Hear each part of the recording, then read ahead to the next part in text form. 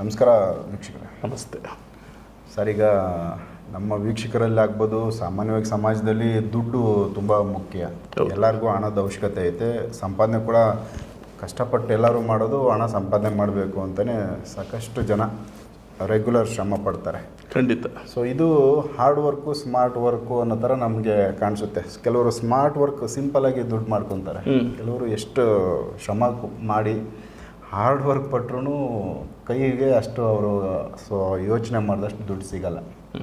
ಕೆಲವರು ನಮ್ಮ ವಿಡಿಯೋಗಳಲ್ಲಿ, ನಮ್ಮ ಚಾನಲಲ್ಲಿ ಮತ್ತು ಒಂದು ಸ್ವಲ್ಪ ಬೇರೆ ಬೇರೆ ವೈದ್ಯರು ಕೆಲವೊಂದು ದುಡ್ಡನ್ನು ಆಕರ್ಷಣೆ ಮಾಡೋದು ಕೆಲವೊಂದಷ್ಟು ಉಪಾಯಗಳನ್ನ ಹೇಳಿದ್ದಾರೆ.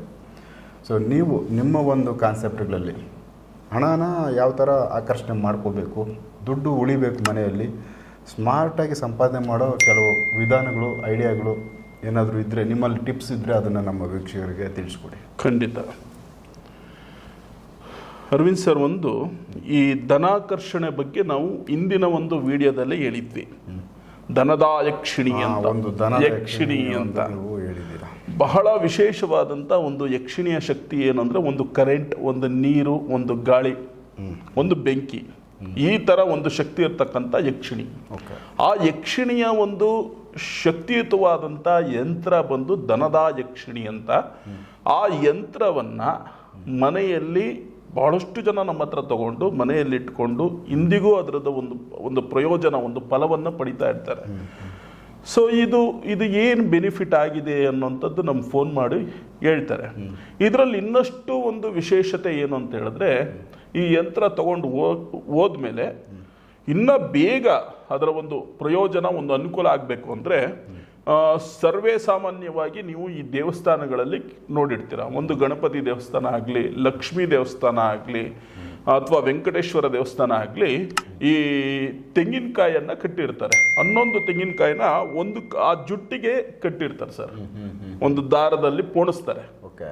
ಆ 11 ತೆಂಗಿನಕಾಯಿ ಏನು ಮಾಡಬೇಕು ಅಂತ ಹೇಳಿದ್ರೆ, ನಾವು ಹೇಳಿರ್ತಕ್ಕಂಥ ಮಂತ್ರ, ಏನು ಧನದ ಯಕ್ಷಿಣಿ ಮಂತ್ರ ಇರುತ್ತೆ, ಆ ಮಂತ್ರವನ್ನ ಅವರ ದೇವರ ಮನೆಯಲ್ಲಿ ಆ ತೆಂಗಿನಕಾಯಿಗೆ ಆ ವಿಶೇಷವಾದಂಥ ಪೂಜೆ ಅರ್ಚನೆಗಳನ್ನು ಮಾಡಿ, ಆ ಜುಟ್ಟಿಗೆ ಅದನ್ನ ದಾರವನ್ನ ಪೋಣಿಸಿ, ಈಗ ನಾವು ಮಾವಿನ ಸೊಪ್ಪು ತೋರಣ ಕಟ್ತೀವಿ, ಅದೇ ತರ ತೆಂಗಿನಕಾಯಿ ತೋರಣ 11 ತೆಂಗಿನಕಾಯಿ ಆಗಿರ್ಬೇಕು. ಸೊ ಇದು ಬಾಗಿಲಿಗೆ ಇಡ್ಸಿಲ್ಲ ಅಂದ್ರೆ ದೊಡ್ಡದಾಗ್ಬೋದು, ಮೋಸ್ಟ್ಲಿ ಕಾಯಿ ಅಲ್ವಾ, ಅದು ಚಿಕ್ಕದು ಸ್ವಲ್ಪ ನೋಡ್ಕೊಂಡು ಇದು ಮಾಡ್ಬೋದು. ಅಥವಾ ಕಾಯಿ ಇವಾಗ ನಮ್ಮ ಮನೆ ಬಾಗ್ಲಲ್ಲ, ದೇವಸ್ಥಾನದ ಬಾಗ್ಲು, ದೇವಸ್ಥಾನದ ಬಾಗ್ಲಲ್ಲಿ ಕಟ್ಟಬೇಕು. ಇದು ಯಾರು ಬೇಡ ಅಂತ ಹೇಳೋದಿಲ್ಲ. ಇದುವರೆಗೂ ನಾವು ಬಹಳಷ್ಟು ದೇವಸ್ಥಾನಗಳಲ್ಲಿ ನೋಡಿದೀವಿ, ಸಾಮಾನ್ಯವಾಗಿ ಜನನು ನೋಡಿರ್ತಾರೆ. ಎಲ್ಲ ದೇವಸ್ಥಾನಗಳಲ್ಲಿ ಇದನ್ನು ಕಟ್ತಾರೆ. ಇದು ಏನಕ್ಕೆ ಕಟ್ತಾರೆ ಅಂತ ಹೇಳಿದ್ರೆ, ಒಂದು ಆರೋಗ್ಯಕ್ಕೆ, ಇನ್ನೊಂದು ಹಣ, ವಿಶೇಷವಾಗಿ ಧನಾಕರ್ಷಣೆಗೆ, ಮತ್ತೆ ವಿದ್ಯೆಗೋಸ್ಕರ ಕಟ್ತಾರೆ. ಹೀಗೆ ಈ 3 ಅನುಕೂಲಕ್ಕೋಸ್ಕರ ಈ ಒಂದು ಪರಿಹಾರಗಳನ್ನ ಮಾಡ್ತಾರೆ. ಇದನ್ನ ಒಂದು ಲೆಕ್ಕ ಇದೆ, 5 ವಾರ ಮಾಡುವಂಥದ್ದು, 7 ವಾರ ಮಾಡೋದು, 11 ವಾರ ಮಾಡೋದು. ಈ 5 ವಾರದ ಒಳಗಡೆನೆ ಇದರ ಒಂದು ರಿಸಲ್ಟ್ ಗೊತ್ತಾಗುತ್ತೆ, ಇದರ ಒಂದು ಫಲ ಅನ್ನೋದು ಗೊತ್ತಾಗುತ್ತೆ. ವಿಶೇಷವಾದಂಥ ಶಕ್ತಿಯುತವಾದಂಥ ಆ ಒಂದು ಏನು ಯಂತ್ರ ಇದೆ, ಆ ಯಂತ್ರದ ಜೊತೆಗೆ ಈ ತೆಂಗಿನಕಾಯಿಗಳನ್ನು ಇಟ್ಟು ಅದಕ್ಕೆ ಕುಂಕುಮಾರ್ಚನೆ, ವಿಶೇಷ ಪೂಜೆಗಳನ್ನು ಮಂತ್ರೋಕ್ತವಾಗಿ ಮಾಡುವಂಥದ್ದು. ಅಂದರೆ ಆ ಮಂತ್ರಗಳನ್ನು ನಾವು ಕೊಟ್ಟಿರ್ತಕ್ಕಂಥ ಮಂತ್ರಗಳನ್ನು ಆಗ್ತಾರೆ. ಈಗ ನಮ್ಮಲ್ಲಿ ಯಾರೇ ಬಂದು ಆ ಯಂತ್ರವನ್ನು ತಗೋಬೇಕಾದ್ರೆ ಅವರಿಗೆ ದೀಕ್ಷೆ ಕೊಟ್ಟೇ ಕೊಡೋದು, ಹೀಗೆ ಕೊಡೋದಿಲ್ಲ. ಆ ಮನೆಯಲ್ಲಿ ಎಷ್ಟು ಜನ ಇದ್ದಾರೆ ಅಂತ ತಿಳ್ಕೊಂಡು, ಆ ಮನೆಯಲ್ಲಿ ಯಾರಿಗೆ ಸೂಕ್ತವಾಗಿ ಯಾರಿದ್ದಾರೆ ಅಂತ ತಿಳ್ಕೊಂಡು ಅವರಿಗೆ ಆ ದೀಕ್ಷೆಯನ್ನು ಕೊಡ್ತೀವಿ. ಆ ದೀಕ್ಷೆ ಕೊಟ್ಟಾಗ ಅವರೇ ಅದನ್ನು ಮಾಡಬೇಕು, ಆ ಕೆಲಸ ಮಾಡಬೇಕು. ಅದೇ ತರ ಸುಮಾರು ಮನೆಗಳಲ್ಲಿ ಈಗಲೂ ಕೂಡ ಮಾಡ್ತಾ ಇದ್ದಾರೆ. ಆದ್ರೆ ಇದು ಹೊಸದಾಗಿ ಏನು ಅಂತ ಹೇಳಿದ್ರೆ, ಆ ತೆಂಗಿನಕಾಯಿ ಕಟ್ಟೋದ್ರಿಂದ ಇನ್ನ ಶಕ್ತಿ ಜಾಸ್ತಿ ಆಗುತ್ತೆ ಆ ಯಂತ್ರಕ್ಕೆ. ಸೊ ತೆಂಗಿನಕಾಯಿನ ಸಿಪ್ಪೆ ಸುಳಿದಿರ್ಬೇಕಾ, ಇಲ್ಲ ಸಿಪ್ಪೆ ಸಮೇತ? ಸಿಪ್ಪೆ ಸುಲಿತೀವಿ, ಜುಟ್ಟಿರುತ್ತೆ ತೆಂಗಿನಕಾಯಿ ಜೋಡಿಸಿ 11. ಸೊ ಮನೆ ಬಾಗಿಲಿಗೆ, ಇಲ್ಲ ದೇವ್ರ ಮನೆ ಬಾಗಿಲಿಗೆ ಕಟ್ಟಿದ್ರೆ ಒಳ್ಳೆಯದು. ದೇವಸ್ಥಾನಕ್ಕೆ ಹೋಗಿ ದೇವರ ಒಂದು ಗರ್ಭಗುಡಿ ಏನಿದೆ ಆ ಬಾಗಿಲಿಗೆ ಕಟ್ಟೋದು. ಸೊ ದೇವಸ್ಥಾನದಲ್ಲಿ ಕಟ್ಟಬೇಕು. ದೇವಸ್ಥಾನದಲ್ಲಿ ಕಟ್ಟಬೇಕು. ಇದು ನೀವು ಕಟ್ತಾರೆ, ಅವ್ರಿಗೆ ಒಂದು ಆರ್ಥಿಕವಾಗಿ ಅಭಿವೃದ್ಧಿ ಆಗುತ್ತೆ. ಖಂಡಿತ 100% ಆಗುತ್ತೆ. ಯಾಕೆ ಅಂತ ಹೇಳಿದ್ರೆ ಕಟ್ಕೋಬೋದಾ ಮನೆಗಳಲ್ಲಿ? ಇದು ನಾವು ಟೆಸ್ಟ್ ಕೂಡ ಮಾಡಿ ನೋಡಿದ್ದೀವಿ. ಅಲ್ಲ, ಓಕೆ, ಇದು ದೇವಸ್ಥಾನಕ್ಕೆ ಹೇಳ್ತಾ ಇದ್ದೀರಾ ಕಟ್ಟಬರ್ರಿ ಅಂತ? ಮನೆ ಕಟ್ಟಬಾರ್ದು, ದೇವಸ್ಥಾನಕ್ಕೆ ಮಾತ್ರ ಕಟ್ಟಬೇಕು. ಓಕೆ. ಇದು ಮನೆಯಲ್ಲಿ ಸಿದ್ಧ ಮಾಡಿ, ಮನೆಯಲ್ಲಿ ಆ ಪೂಜೆಗಳನ್ನೆಲ್ಲ ಮಾಡಿ ಇವ್ರು ತಗೊಂಡೋಗಿ ದೇವಸ್ಥಾನದ ಆ ಬಾಗಿಲಿಗೆ ಕಟ್ಟಬೇಕು. ಒಳಗಡೆ ಆ ದೇವರ ಒಂದು ಏನು ಗರ್ಭಗುಡಿ ಇದೆ ಅಲ್ಲಿ ಹೊರಗಡೆ ಕಟ್ಟುವಂಥದ್ದು. ಇದು ಆ ಬಾಗಿಲಿಗೆ ಕಟ್ಟೋದು. ಇದು ಯಾವ ಅರ್ಚಕರು ಬೇಡ ಅಂತ ಹೇಳೋದಿಲ್ಲ. ಇದನ್ನ ಪ್ರತಿಯೊಬ್ಬರು ಇದನ್ನ ಕಟ್ಟಿ ಅಂತ ಹೇಳ್ತಾರೆ. ಯಾಕೆ ಅಂತ ಹೇಳಿದ್ರೆ ಇದರಲ್ಲಿ ಅಷ್ಟು ಶಕ್ತಿ ಇದೆ, ಅಷ್ಟು ಒಳ್ಳೇದಾಗತ್ತೆ. ಮೊದಲೇದಾಗಿ ಒಂದು ಆ ಯಂತ್ರ ತಗೊಳ್ಳೋವಂಥದ್ದು, ಯಂತ್ರದ ದೀಕ್ಷೆ ತಗೊಳ್ಳೋದು.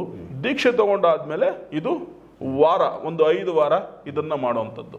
5 ವಾರ, 7 ವಾರ, 11 ವಾರ ಇದನ್ನ ಮಾಡಿದ್ರೆ ವಿಪರೀತವಾದಂಥ ಒಂದು ಅನುಕೂಲ ಆಗುತ್ತೆ.